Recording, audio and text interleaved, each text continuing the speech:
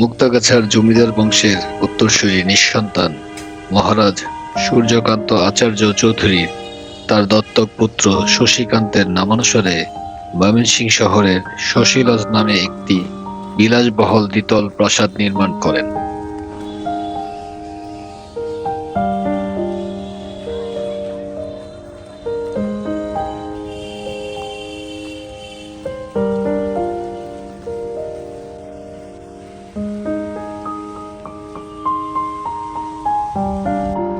সুরম্য এই অট্টালিকা প্যারিস ও ইউরোপের বিভিন্ন স্থান থেকে সংগৃহীত নানা ধরনের শৌখিন উপকরণ নিয়ে সজ্জিত ছিল, কিন্তু 1897 সালের জুন মাসে প্রবল ভূমিকম্পে বিধ্বস্ত হওয়ার পর 1905 খ্রিস্টাব্দ হতে 1911 খ্রিস্টাব্দের মধ্যে মহারাজ শশীকান্ত পুনরায় একতলা বিশিষ্ট স্থাপনটি নির্মাণ করেন।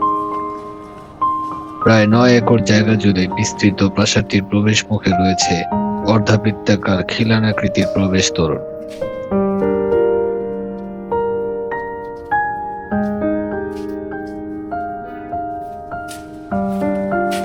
প্রবেশ তোরণ ধরে প্রাসাদের দিকে যেতে চোখে পড়বে সবুজ ঘাসের বাগান, যেখানে অলংকৃত মার্বেলের পাথর দিয়ে তৈরি ঝর্ণার মাঝে রয়েছে একটি সুন্দর ভাস্কর্য।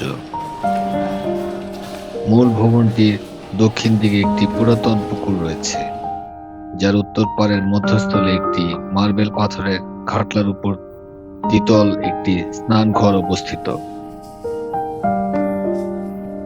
প্রাসাদের অভ্যন্তরে ছিল মার্বেল পাথরের অলঙ্করণে তৈরি একটি চমৎকার ঝর্ণা, কাঠের মেঝে দ্বারা নির্মিত বলরুম, আলোকসজ্জার জন্য ঝুলানো ছিল বড় বড় ঝালবাতি।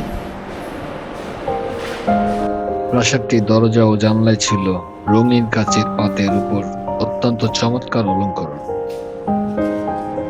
অন্যান্য স্থাপত্যিক গঠন শৈলীর কারণে 1989 খ্রিস্টাব্দে সাংস্কৃতিক বিষয়ক মন্ত্রণালয়ের আওতাধীন প্রত্নতত্ত্ব অধিদপ্তর কর্তৃক এটি সংরক্ষিত পুরাকৃতি হিসেবে ঘোষিত হয়। ময়মনসিংহের দর্শনীয় স্থান হিসাবে এই জমিদার বাড়িটি ঘুরে আপনারা দেখতে পারেন। আজকে এখানেই বিদায় নিচ্ছি, সবাই ভালো থাকবেন। ইনশাআল্লাহ আবার নেক্সট কোনো ভিডিওতে কথা হবে। আল্লাহ হাফেজ, আসসালামু আলাইকুম।